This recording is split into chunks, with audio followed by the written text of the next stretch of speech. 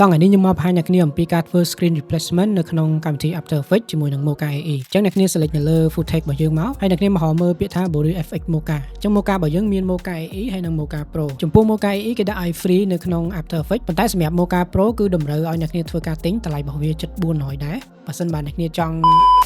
អាចទៅ download នៅក្នុង channel Telegram របស់ខ្ញុំបានអញ្ចឹងយើងយក Mocha AE មកបន្តមកទៀតយើង select នៅលើ icon របស់ Mocha នឹងមកអញ្ចឹងពេលអ្នកគ្នាចូលមកក្នុង Mocha ខ្ញុំ recommend ឲ្យអ្នកគ្នាប្រើ workspace ជាមួយនឹង Essential នេះដោយសារវាអត់សូវមាន interface ញញៃច្រើនប៉ុន្តែបើសិនអ្នកគ្នាប្រើជាមួយនឹង Classic វារៀងញញៃតិចអញ្ចឹងខ្ញុំលើកទឹកចិត្តសម្រាប់អ្នក beginner ប្រើ Essential សិនមកអញ្ចឹងជំហានបន្ទាប់យើងចូលមកកន្លែង spline របស់យើងមក spline របស់យើងមាន3ទម្រង់នេះឥឡូវខ្ញុំយក X spline មកបន្តមកទៀតអ្នកគ្នាធ្វើការគូសជុំវិញតំបន់នៃ subject ដែលយើងចង់ធ្វើការ track ហ្នឹងពេលអ្នកគ្នាគូសហើយដើម្បីផ្ដាច់វាយើង click mouse ស្ដាំមួយមកបន្តមកទៀតបើសិនអ្នកគ្នាអត់ចង់បានទម្រង់ជារាងមូលទេអ្នកគ្នាអាចធ្វើការទាញអាចុងនេះមកហើយចាប់ផ្ដើមរៀបចំជាមួយនឹង spline របស់យើងឲ្យត្រូវទៅតាមទម្រង់មកចឹងបន្តមកទៀតអ្នកគ្នាចូលមកកន្លែង planar surface មក planar surface នេះគឺជា main tool ដែលសំខាន់នៅក្នុង Mocha ហើយចុចលើវាមកហើយអ្នកគ្នាចាប់ផ្ដើមសេរីទៅតាមទម្រង់ដែលយើងចង់បានមកអ្នកគ្នាត្រូវចាំថា planar surface យើងប៉ុណ្ណារូបភាពដែលយើងនឹងធ្វើការ refresh ចូលគឺវាមានទម្រង់ប៉ុណ្ណឹងដែរអញ្ចឹងព្យាយាមមិនធ្វើការដៅវាឲ្យត្រូវទៅតាមទម្រង់នៃ screen ទូរស័ព្ទរបស់យើងមកបន្តមកទៀតអ្នកគ្នាអាចធ្វើការបើក grid នេះបានដើម្បីអ្នកគ្នាអាចមើលទៅលើ perspective នៃ planar surface របស់យើងបានអញ្ចឹងជំហានបន្ទាប់អ្នកគ្នាចូលមកកន្លែង layer property ហើយអ្នកគ្នាមកមើលកន្លែងពាក្យថា insert clip នេះអ្នកគ្នាអាចរកមើល grid ណាមួយដើម្បីដាក់វាមកដើម្បីអ្នកគ្នាអាចធ្វើការស្មានអំពីរូបភាពដែលអ្នកគ្នា refresh ចូលគឺវាមានទម្រង់ប៉ុណ្្នឹងឯងចឹងអ្នកគ្នាអាចធ្វើការបិទ grid នេះវិញមកនេះអញ្ចឹងអាទំហំ grid នេះគឺជាទំហំនៃរូបភាពឬក៏ video ដែលអ្នកគ្នានឹងធ្វើការ refresh ចូលនឹងឯងបន្តមកទៀតយើងចាប់ផ្ដើមធ្វើការ tracking អញ្ចឹងដើម្បី tracking អ្នកគ្នាចូលមកកន្លែង essential នេះវិញបន្តមកទៀតយើងមកមើលកន្លែងពាក្យថា track ហើយអ្នកគ្នាចុចពាក្យថា track forwardចឹងការ track របស់យើងគឺចប់ហើយអ្នកគ្នាអាចធ្វើការ play វាមើលបាន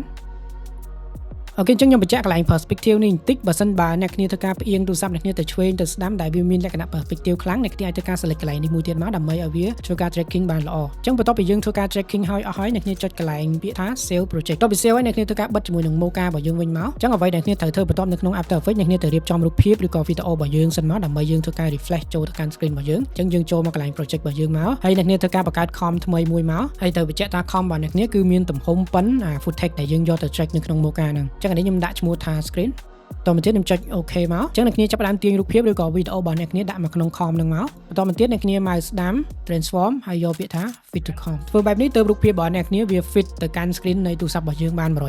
តមកទៀតយើងចូលមក com ដើមរបស់យើងវិញអ្នកគ្នាឈរនៅលើ footage របស់យើងហើយចូលទៅ effect control របស់យើងវិញហើយបើកកន្លែង tracking data អញ្ចឹងជំហានបន្ទាប់យើងធ្វើការ create track data ដែលយើងបានធ្វើការ tracking នៅក្នុង Mocha មិញហ្នឹងចុចអានោះមួយមកអញ្ចឹងវានឹងធ្វើការនាំជាមួយនឹង tracking data ចូលមកកាន់ After Effects ហើយបន្តមកទៀតយើងមកមើលកន្លែង export option អ្នកគ្នាយកពាក្យថា corner pin super motion blur ហើយកន្លែង layer export tool នេះអ្នកគ្នាត្រូវដាក់ជាមួយនឹង com ថ្មីដែលយើងបានបង្កើតមិញដែលមានឈ្មោះថា screen ហ្នឹងឥឡូវយើងចូលមក project របស់យើងវិញសិនហើយយើងធ្វើការទាញអា com screen ដែលយើងបានបង្កើតមិញហ្នឹងចូលមកក្នុងអា com ដើមរបស់យើងមកបន្តមកទៀតយើងឈរនៅលើ video របស់យើងវិញហើយចូលទៅ effect control អញ្ចឹងអ្នកគ្នាមកមើលកន្លែង layer export tool នេះយើងអាច select ជាមួយនឹង com screen របស់យើងបាននេះចុចលើវាមួយមកបន្តមកទៀតអ្នកគ្នាយកពាក្យថា apply export ពេលនេះអា tracking data វាចាប់ផ្ដើមចូលមកក្នុង com screen របស់យើងហើយអ្នកគ្នាអាចចុចអក្សរ U មកនឹងឃើញ keyframe ជាច្រើននៅកន្លែង com ហ្នឹងហើយអញ្ចឹងអ្វីដែលយើងត្រូវធ្វើបន្ទាប់យើងធ្វើម៉េចឲ្យ hook របស់យើងគឺវា fit ជាមួយនឹងអេក្រង់ទូរស័ព្ទរបស់យើងនេះអញ្ចឹងយើងទាញអាហ្នឹងមកក្រោមសិនមកបន្តមកទៀតអ្នកគ្នាចាប់ផ្ដើមឈរនៅលើ video របស់យើងហើយយើងចាប់ផ្ដើមធ្វើការ remove green screen របស់យើងចេញអញ្ចឹងដើម្បី remove green screen បានអ្នកគ្នាទៅរកមើល effect មួយខ្ញុំចុច effect console ហើយខ្ញុំមក effect មួយដែលមានឈ្មោះថា key light បន្តមកទៀតអ្នកគ្នាមកមើលពាក្យថា screen color យើងយក eye dropper tool នេះ tick ឲ្យចំកន្លែងពណ៌បៃតងហ្នឹងមកវានឹងធ្វើការ remove ពណ៌បៃតងនឹងចេញហើយអញ្ចឹងអ្នកគ្នាអាចដូរ final design មកកន្លែង screen matte ដើម្បីយើងមើល matte វាថាវាកាត់ស្អាតអត់បើសិនវាកាត់អត់ស្អាតទេអ្នកគ្នាអាចធ្វើការសេរីវានៅកន្លែង screen matte នេះបានដែលយើងធ្វើការតម្លើងមួយ clip black ឬក៏យើងដកជាមួយនឹង clip white ឥឡូវខ្ញុំឃើញថាវាអត់មានបញ្ហាអីទេខ្ញុំចូលមកកន្លែង final design វិញសិនបន្តមកទៀតនៅពេលដែលខ្ញុំស៊ូមកខ្ញុំឃើញរៀងស្នាមសនៅកន្លែង cam អេក្រង់ទូរស័ព្ទនេះអញ្ចឹងខ្ញុំអាចធ្វើការតម្លើងជាមួយនឹង clip black របស់យើងបន្តិចមកវានឹងធ្វើការដកអាហ្នឹងចេញនេះបងណាអូខេមានរបស់យើងមានប៉ុណ្ណឹងវីដេអូក្រោយខ្ញុំបង្ហាញអ្នកគ្នាអំពី advance នៅក្នុង Mocha AE ហើយនិងនៅក្នុង Mocha Pro ជួបគ្នានៅវីដេអូក្រោយ